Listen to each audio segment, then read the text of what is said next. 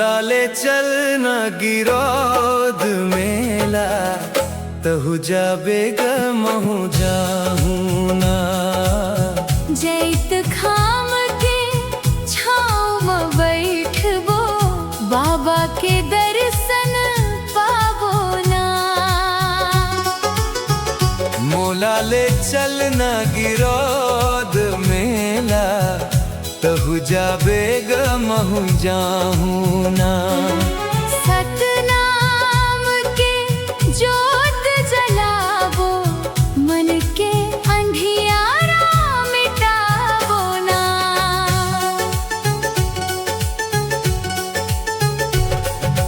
भोर भयले मन हर बोले, चलब आज गिरौद धाम।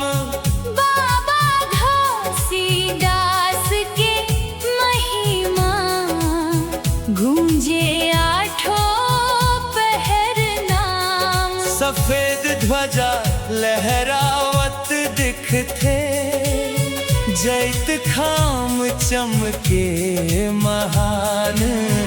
सतनाम के गूंज सुना के, भर जाते सबके प्राण।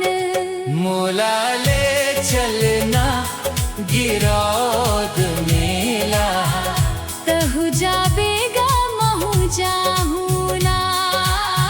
बाबा के पावन भुइया में शीस नवाबो आज ना।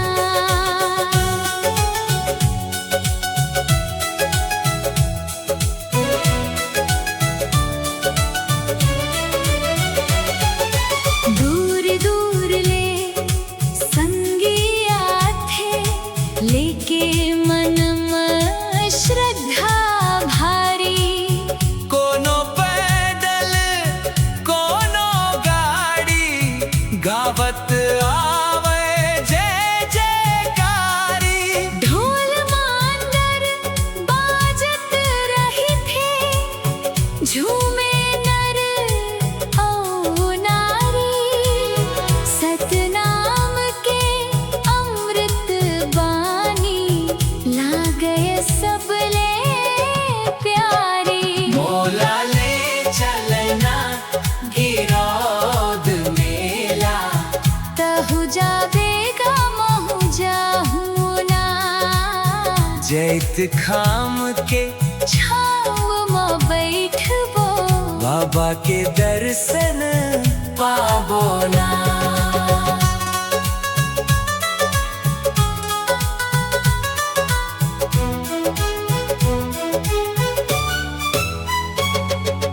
बाबा कहिन झूठ ला छोड़ब, सच के रद्दा अपनाव।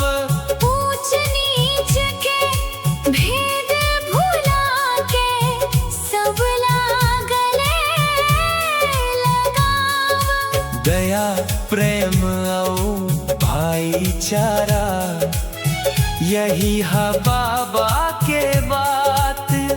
सतनाम के जोत जला के, रोशन कर दे रात।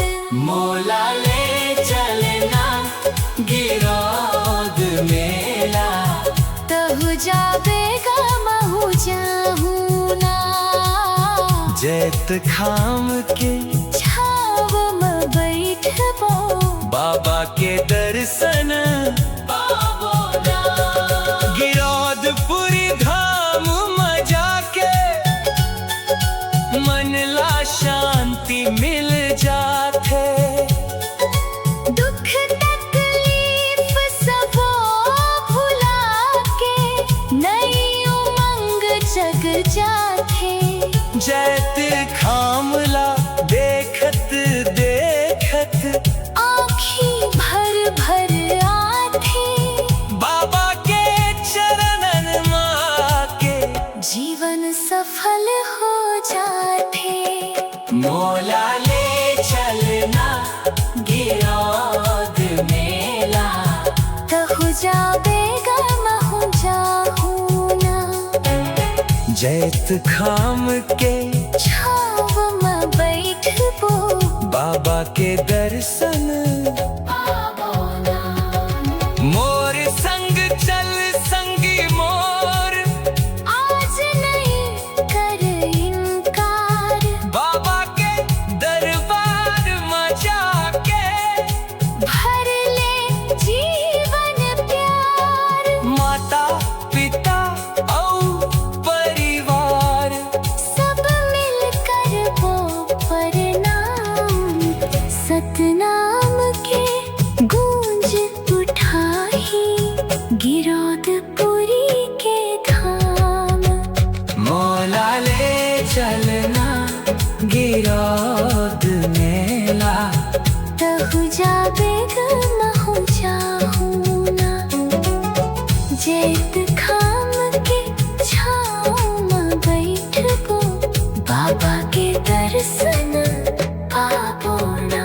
मेला के रंग निराला लागे, भक्ति में डूबे संसार।